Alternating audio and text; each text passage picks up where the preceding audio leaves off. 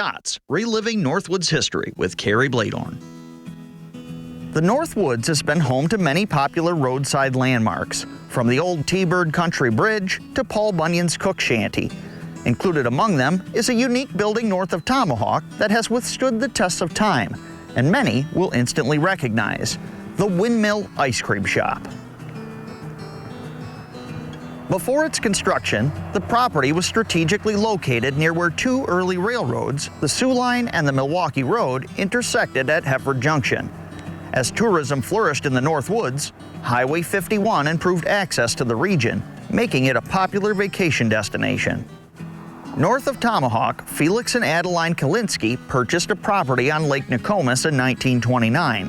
Despite its humble beginnings with just a few old fishing shacks, Felix, known as Phil, envisioned a vacation paradise, resulting in Phil's Lake Nokomis Resort, featuring a lodge and 13 cabins. In the 1930s and 40s, businesses began constructing unique and interesting buildings to lure travelers off the highway.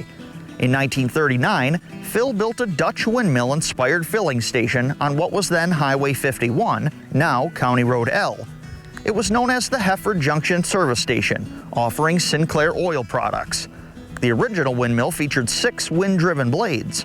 It quickly became a roadside attraction and popular landmark for the resort. Later, the windmill operated as a bait and boat rental shop, and for a time sold hot dogs and hamburgers.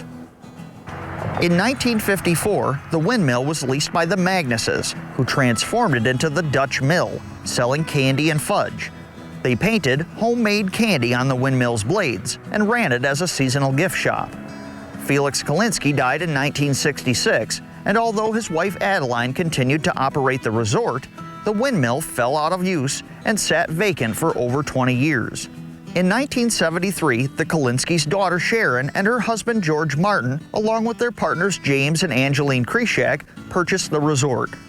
George began fixing the old windmill up around 1976, rebuilding it with 4 blades instead of 6, and installing a motorized shaft, which allowed it to rotate on demand.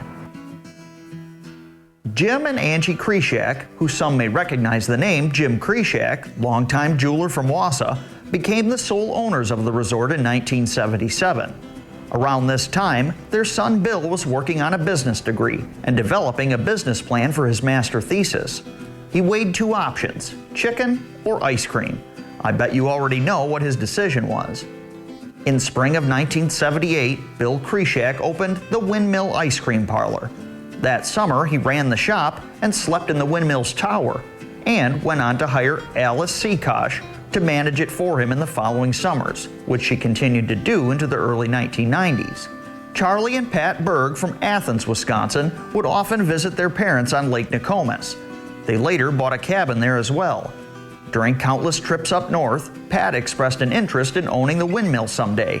When Charlie retired from Foremost Farms Cheese Factory and Pat from teaching, their son Russell was working as a realtor based in Tomahawk. Russ saw the old windmill come up for sale and helped his parents make a deal. Pat's dream coming true in 1993. That same year, they opened the Windmill Ice Cream Shop. In 1994, the windmill suffered a fire. Thankfully, the building was saved. It underwent some restoration and remodeling.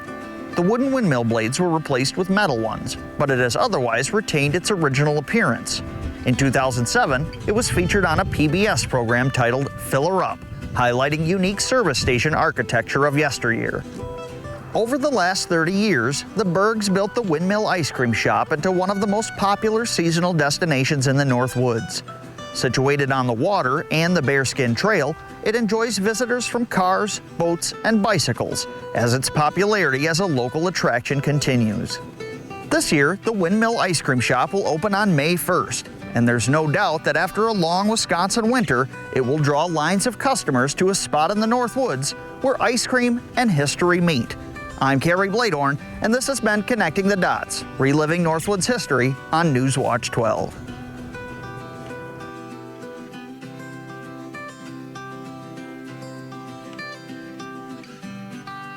Connecting the Dots, Reliving Northwoods History with Kerry.